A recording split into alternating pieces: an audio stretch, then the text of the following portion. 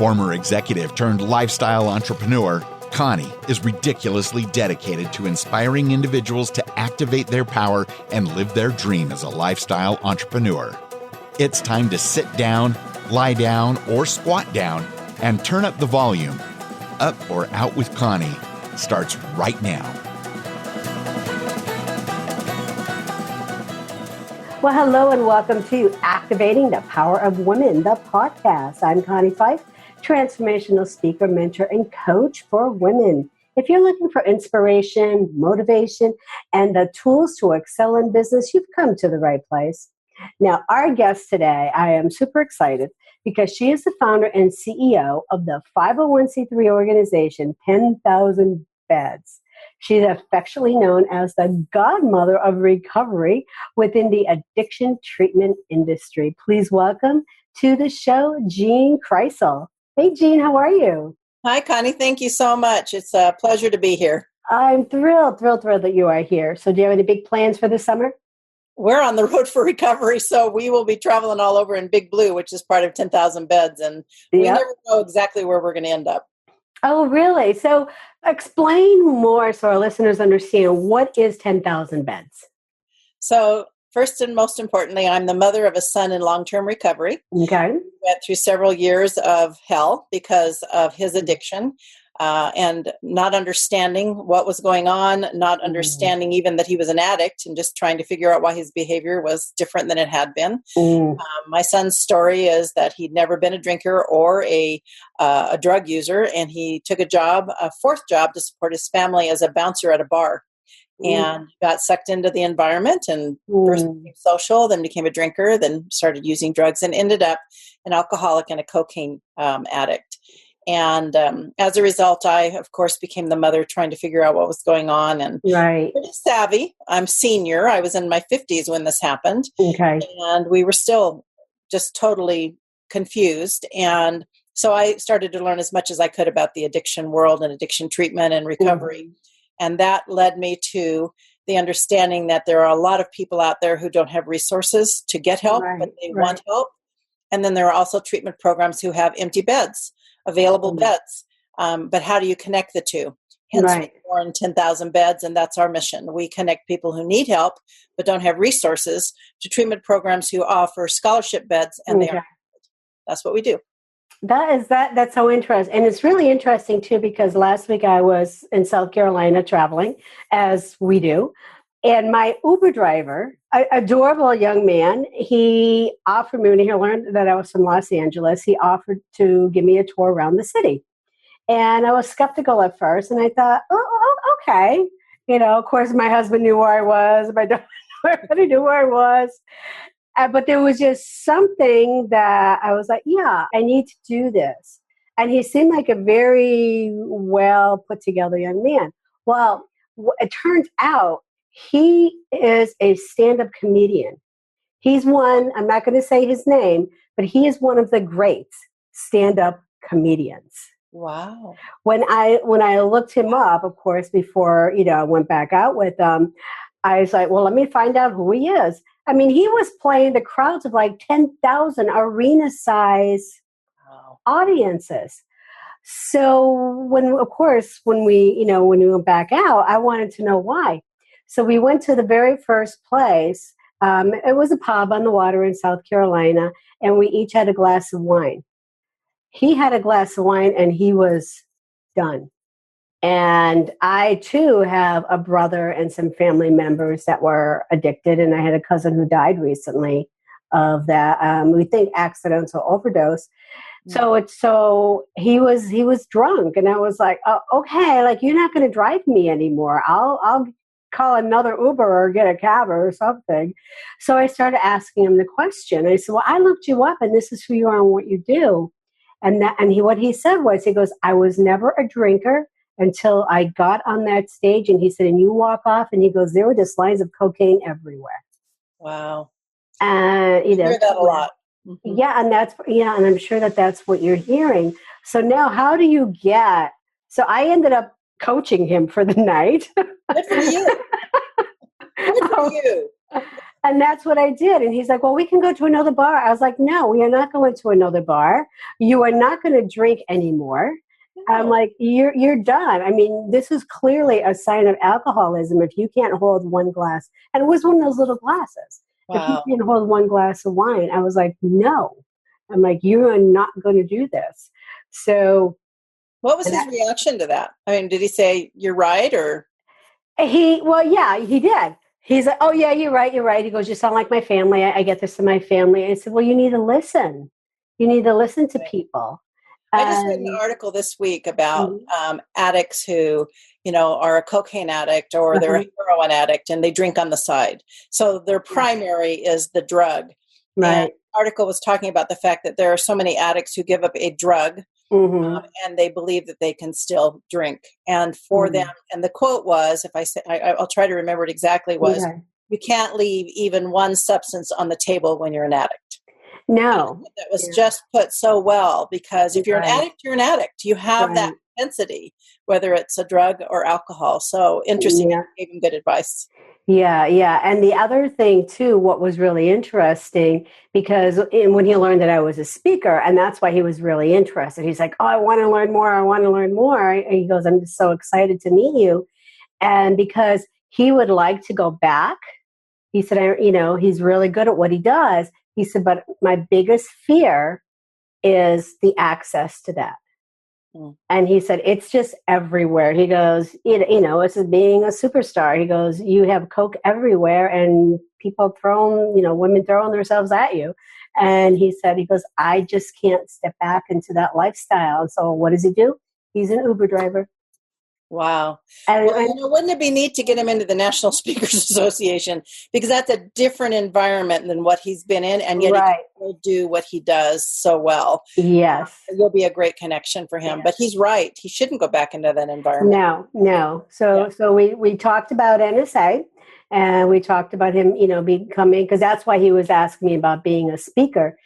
And so we've texted back and forth. We've actually talked since I've been back, and he thanked me for, my guidance and asked me where should he go next in terms of becoming a speaker. And so I connected him with NSA in Charlotte.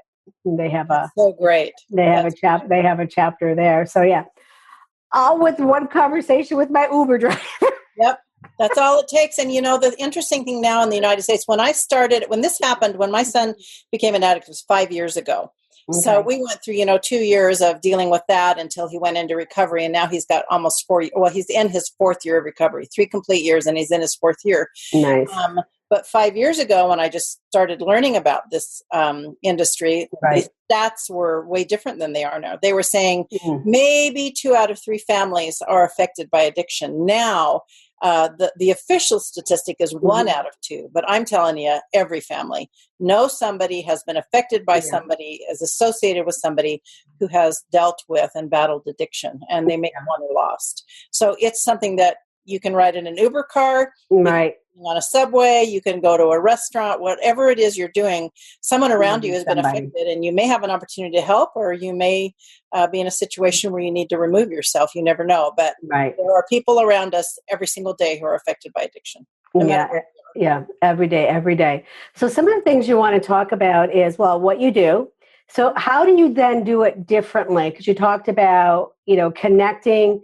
So my curiosity is, so you want to connect the people with the availability of treatment. What if they don't want to go there? Well, if they don't want to go, they won't fill out our application. The interesting thing about 10,000 beds is we're pretty thorough in pre-screening our applicants. We have a 30-plus question application, and it's online. So before they even talk to me or my husband or anyone on my board, they have to have completed this application. It's pretty detailed.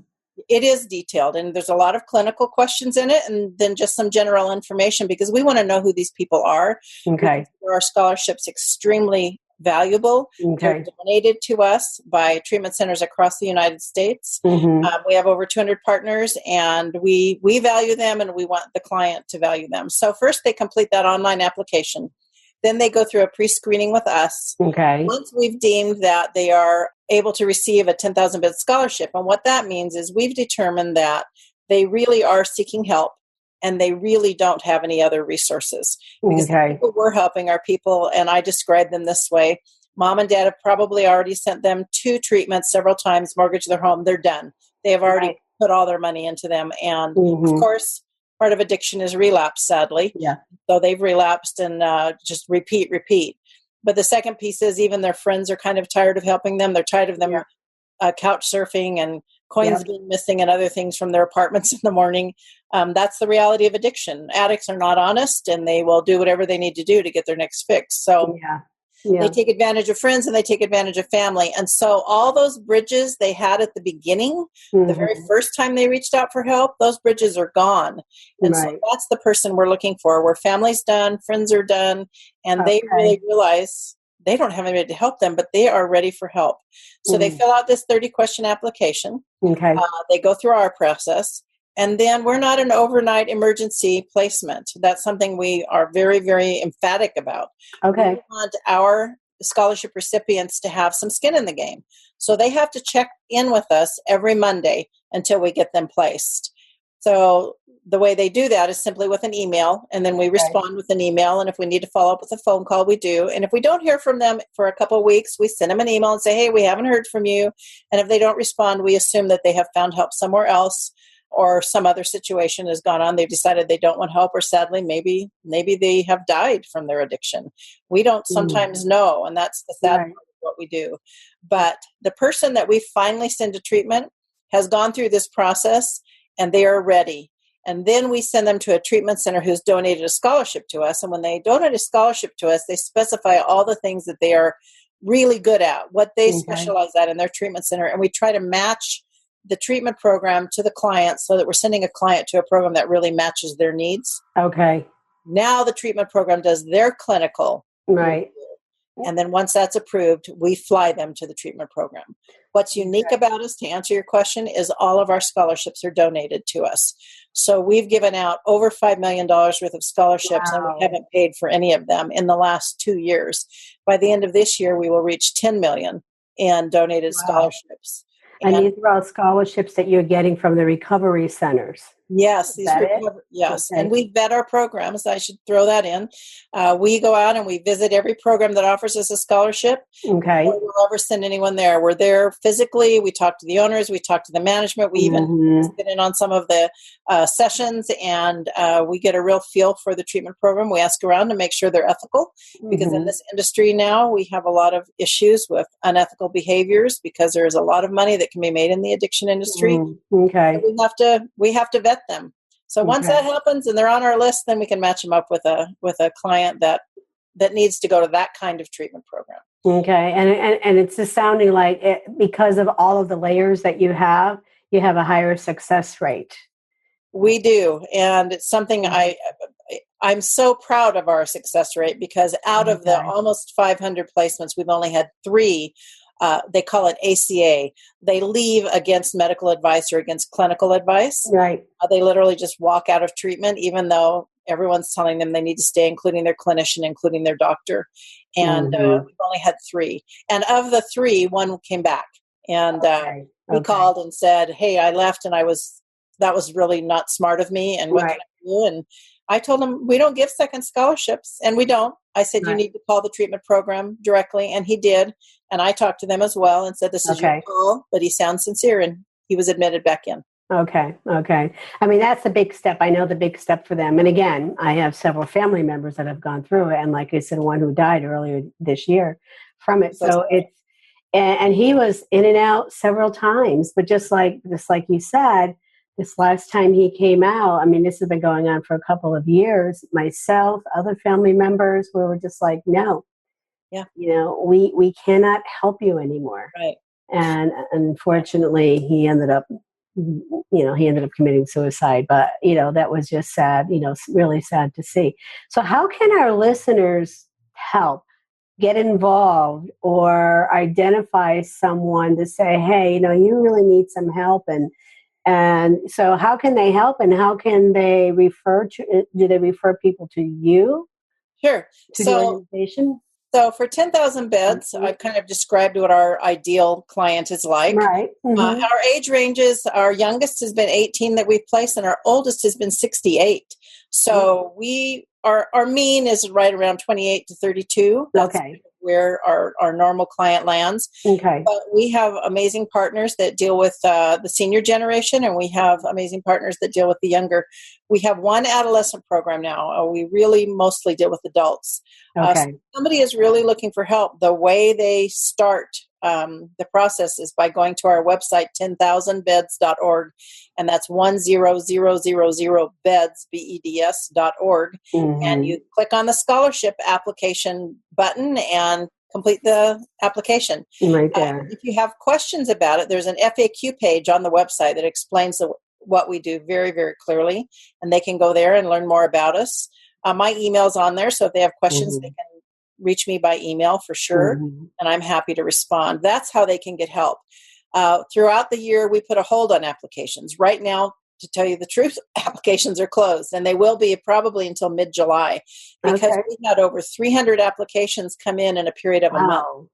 So it takes us a while. We're an all-volunteer organization, so it takes us a while to get through those applications, screen the applicants, and then get them placed. And rather than have somebody wait for a year, we'd prefer to just put a hold on applications and then open them back up when we're ready to place again. So right now they're closed, but they will be open again the middle of July.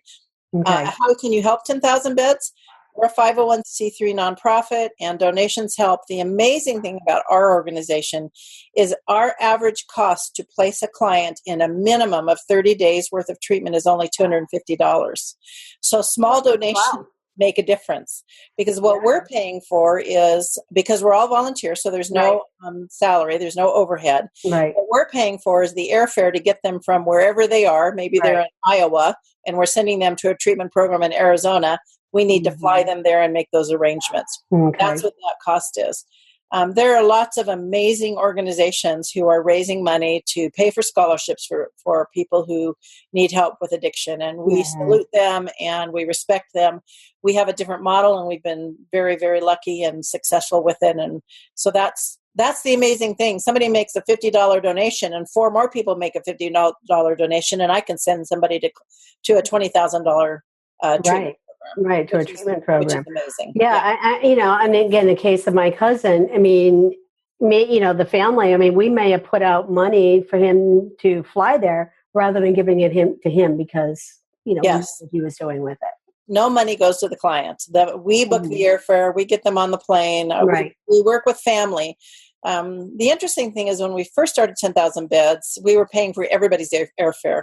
And then we started really reaching out to families and kind of changed a little bit in the way we approached families. And families now, about 50% of our clients are flown to their scholarship to treatment by the family. Nice. Families just grateful that they're getting help and able to explain our program, and they're willing to put out $250, not another $20,000. Exactly. You're doing incredible work. So I do have a couple questions that I ask each of our guests to answer, and more about you. So the first one is, because we are about activating the power of women. So how do you activate your power? I think I'm an interesting case. And the reason I say that is I've never even thought of myself as different than men in the workplace. I know that that's not a reality for a lot of people. And I know that as I look back on my career, there were certainly times when a man may have been chosen over me, but I wasn't even aware of it at the time. But having said that, I have just pushed forward as if I was equal to whoever I was up against, for a promotion, for a position, for a contract, for a speaking assignment, whatever it might be. I'm just me. I'm pretty authentic. I don't hide anything. I've had an interesting past, a crazy career path. I've been a speaker since I was very young, a paid speaker, not until I was in my 40s. So my power of woman is just, I am who I am, and I'm very confident, and I know what I can do, but I also know what I can't do, and I'm not afraid to say that. And I'm thrilled that you said that. And that is important. I'm really thrilled that you say that, because I also want to be clear with our listeners that we're not here. This is not about man bashing at all. I totally believe that we stand in our own power. And whatever we're trained at doing, whether it be, higher education or the school of hard knocks, whatever that is, what our skill set is. But yeah, stand up and go toe to toe with men or women. To be honest with you, most of my career has been in male dominated industries, and the industries where it was female. I had more of a challenge working in that industry than I did in the all male industry, because I could, and there were some instances where somebody else got the job and I thought, oh, it's because he's a man or this or that. But, at the end of the day, no, not really. So we do have to get away from, we do have to look at gender equality, but we really need to get away from feeling that negativity or put off because we're a woman. We shouldn't be going there. No, and I so appreciate you saying that, because I'm 100% with you on that. And I just, every single person has the ability to do whatever they really want to do. That's right. If they put their mind to it, I don't know why this thought came to me right now, but one of our board members was an addict for many, many years. Okay. Once she got clean, she decided she needed to get a degree, and she slept in her car and showered in car washes. She'd go to truck stops and she'd go in. That's how she got her degree. And so when people say, oh, I can't do it, I can't do this, I can't do that, I always think of her. And I always think, no, you know what? This person did this. Yeah. I'm not sure I could have done that. But for her, she was able to do it. So we can all find our own way. Yeah. The last time I spoke for a fee, which was before I started 10,000 Beds, I spoke to the women at Kroger.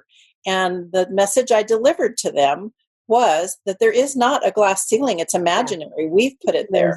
That's right. We just need to push through and do our best, and we will be recognized for that. Yeah. Exactly. And when you do that and you're not sitting there pointing the finger, I know for me, you treat it differently. Yes. You just treat it so differently than the other way. So so I'm glad we agree. Absolutely. 100%. Great. So the next one, really is a hot seat. So the one question I ask is, are you an introvert or an extrovert? I'm a mix. It's interesting. We were at church yesterday, and I walked in late because I was getting myself beautiful. My husband got there before me. And when I walked in, I sat on the end of the pew. So I was like, I felt so exposed because I normally sit on the inside of the pew and he sits on the outside.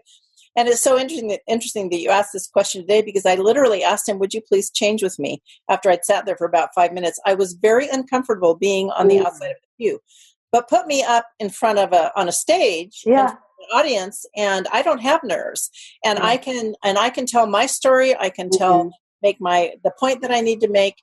So I think I'm both. I also have noticed with myself that when I go to social events, I know how to work a table. I'm very good at working a table, but I also know how to stand back and watch and assess. Yes. And figure out where I want to start and what I want to do. And I think that's the introvert in me. Just kind of getting comfortable before I jump in, where I think a real 100% extrovert would just jump in and hit the first, table and start the rounds. I take a little more time. So I think I'm a mix. I think I thought this was just an interesting question. And I know for me, even as I've gotten older, I used to think I was an extrovert. I was out there, I was networking.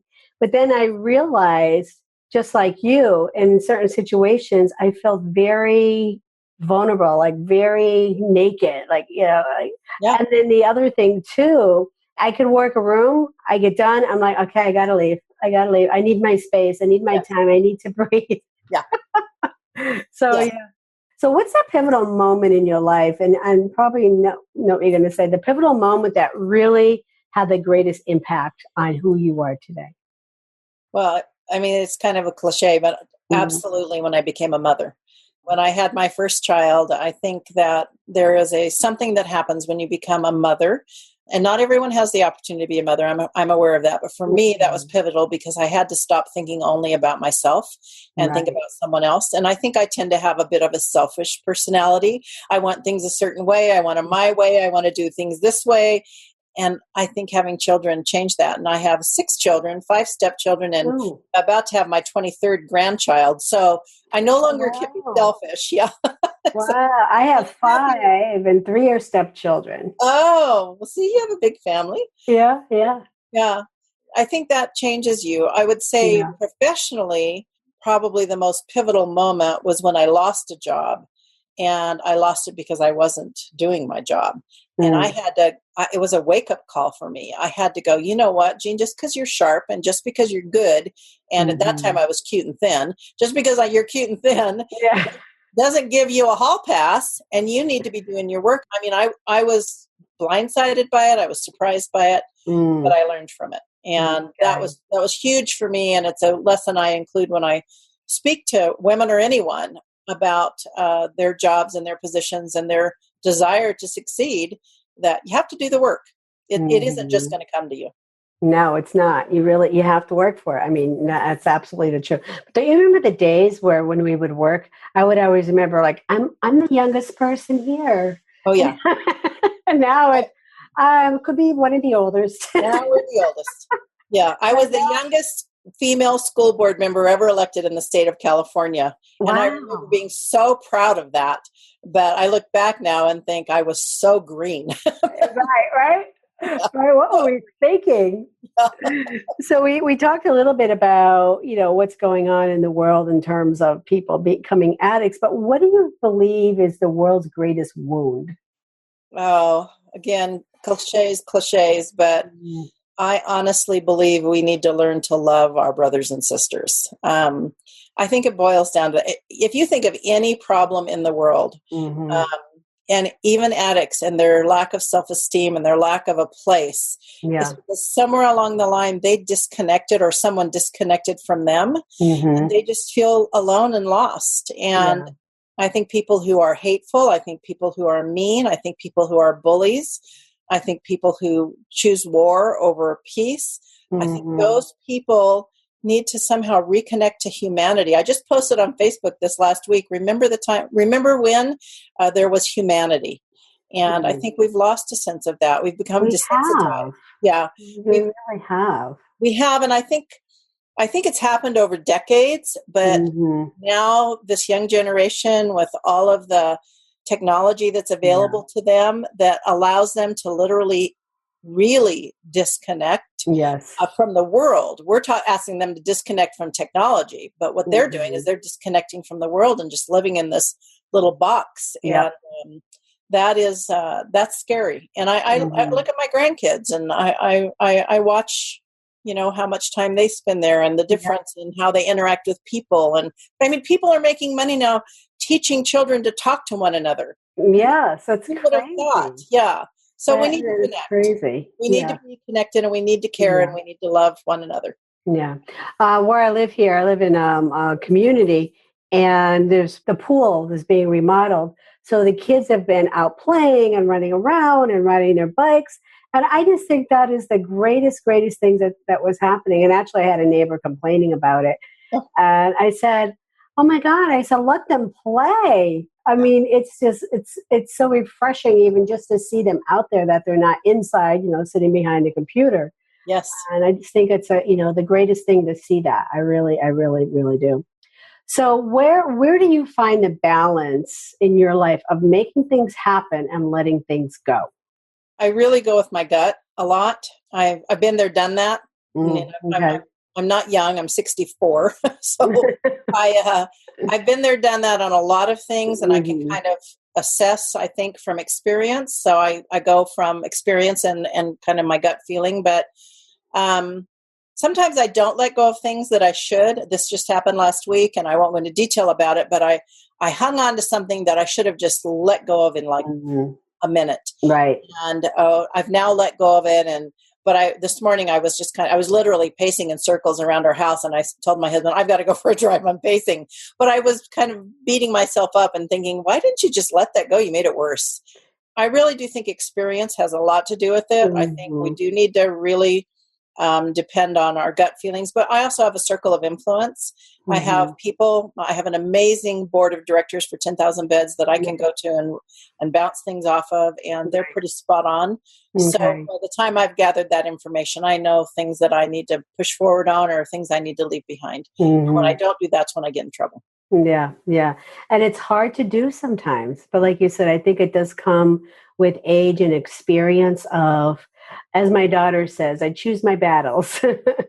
Yes, that's a great lesson, isn't it, to learn? And we don't sometimes learn that till too late. But. Right. Because I was talking to her about a situation with me recently. And that's what she said. Mom, she goes, you got to let it go. She goes, you just got to pick and choose your battles. And she's telling me. But several years ago, I made a very cryptic post on Facebook. Okay. Nobody mentioned about something that had just happened. No names mentioned, but it was so obvious, I guess. And I got a call from my daughter who said, "Are you sure you want to post that?" I immediately took it down. And I thought that was so interesting because I tried to be so, subtle in this cryptic post. Right. And I also think it's very childish to do something like that on Facebook. So, two bad marks for me on that one. Yeah. That was several years ago. Yeah, sometimes we want to vent. But my son's on social media. My daughter will not go on social media. A lot of my business is on social media. So I have so many connections in people find you that way. Yeah. Yes. Tons on social media. So I'm on there a lot, although I have just made a self-promoted what's the word I'm looking for? I will make sure this happens, but I am going to be off of social media more than I'm on. I'm scheduling hours now to actually go onto Facebook and check the things I need to check. And I'm constantly getting private messages from people about 10,000 beds. So it's something I can ignore. But I've backed off myself. I have too, but it was just getting, to the point where, I really had to evaluate it and say, do I really need to be on here? Do I really need to be paying somebody else to be doing social media for me? So I let her go and I actually have backed off, and I'm actually taking advice from my daughter. She goes, if somebody wants to know, and I actually wrote a blog about it recently, and I actually talked to her and I said, tell me why you don't want to be on social media. And she said, if somebody wants to talk to me that bad, they can pick up the phone and call me. It's more personal. Yes. And she's right. There. Yeah, and she's right. So I said, all right. So, I'm not off completely, because we need to be out there and we need to be sharing occasionally, but I'm not doing it like I was. I know a lot of people who have backed off of it. Yeah. Really, I think we might have we're kind of at the top, the peak, and people are going to, I don't think it's going to be like a drop, a straight down, but I think people are going to phase it out or at least use it in a smarter way. My husband and I finally said to each other, no more phones at dinner. We'd go out to dinner and I thought about it. We were both sitting there on our phones and it was like, what? Even though we were discussing things, like I'd look something up and I'd say, oh, this is the thing you were looking for. And I just found information about it. And he'd say, hey, I wanted to ask you about this. I saw this. It doesn't matter. Put the phone down. Yeah, we did that a while ago. The other thing we do too is Saturday. Saturday is our no phone day. I love that. Yeah, because we have the combined family when we first got together. So we're just married 20 years. So when we first got together, you got his kids, my kids, the exes and the activities and everything that goes on. So we worked it out with our exes that they have them on Saturday morning because then we would get them back. And Saturday morning became our date night. Very nice. And we still do that. And it's typically breakfast or maybe go a little antiquing. Go buy toilet paper and all of the other stuff for the week we need. And then we'd get the kids back later that afternoon. But everybody's out of the house now. But we've also made Saturday no phone day. I love that. And I did that Saturday without meaning to. I was just over this whole issue I was mentioning. And I kind of turned my phone off. And when I woke up Sunday morning, I remember thinking, wow, this is so awesome. I know, right? I haven't even looked at my phone for a day. I know. Like when my mom was sick, I would check it or, whatever. But yeah, we did that a while ago. And so even now, Saturday, and of course there are exceptions, but Yeah. Saturday is our free day. Love it. Yeah, and we've been married 20 years in August, so you and I have similar timelines. So similar timeline with the combined families. I know we could just keep chatting here, but I think we need to get going. So you had mentioned a giveaway for our listeners. Yes, we would love to. I'm not sure exactly how to do this, so you'll have to kind of help me with this. So tell me what you're giving, and I'll tell you how to do it. Okay, so what we would like to do is offer a free consultation to families who are dealing with someone who is battling addiction and just have no idea how to deal with it. We are bringing on a brand new family support program, and we would like to use it to support 10 families. Mm-hmm. To provide some support to them. So if they are interested, they need to email me, Jean@10,000beds.org, and we will follow up with them and set up a session and see where we go from there. But this has been donated to us by a partner, and we would love to pass it on to families that are struggling. I introduce, when I speak in front of addicts, recovering addicts and addicts, I always say I was the perfect enabling mother, and I was, because I didn't know what was going on. I didn't recognize the addiction. I was trying to help. I was subsidizing without realizing it. And families just need to understand that we all make those mistakes because we all end up blaming ourselves. Right. Wondering if we made it worse. Well, you know what? No, you can't make it worse than an addict is, really. Yeah. You may maybe prolong things. So if we can support families and kind of give them some information so that they can make better decisions, give them some resources in their area that they can go to, because we have access to huge amounts of resource material as well as organizations that will help them all over the United States. So we can send them to the right place. Okay. So this is how we'll do it then. So for all of our listeners, so they are giving away an assessment. Correct me if I'm wrong. So they're going to give away an assessment. All you need to do is email Jean@10,000beds.org and let her know that you heard this on activating the power of women, and then Jean will work with you to do that pre-assessment. So you need to jump on that right away. So Jean, so where can our listeners find you? So the website is also 10,000beds.org, correct? Correct.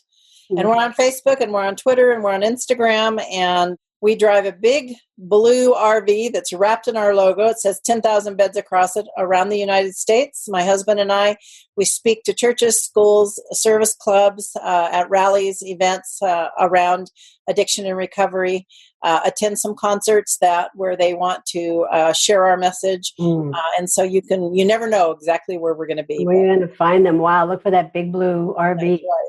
Wow. Well, Jean, I want to thank you for being here. You're doing incredible work, you and your husband, and just being an activist. Can we spit that out? Just serving others and serving so many people that are in need. It is a bit of a crisis, and we're just so fortunate that you have stepped up to do this and serve so many. So thank you for that. Well, thank you. And thank you for having us on. 10,000 Beds mission is to connect addicts who need help, but don't have any resources, to treatment programs who have empty beds, and we'll provide a scholarship. And if we can help somebody, we're happy to do it. That's amazing. So thank you for being here. And this is Connie Pheiff, your Unstoppable Diva. Until next time, activate your power, and let's all be unstoppable together.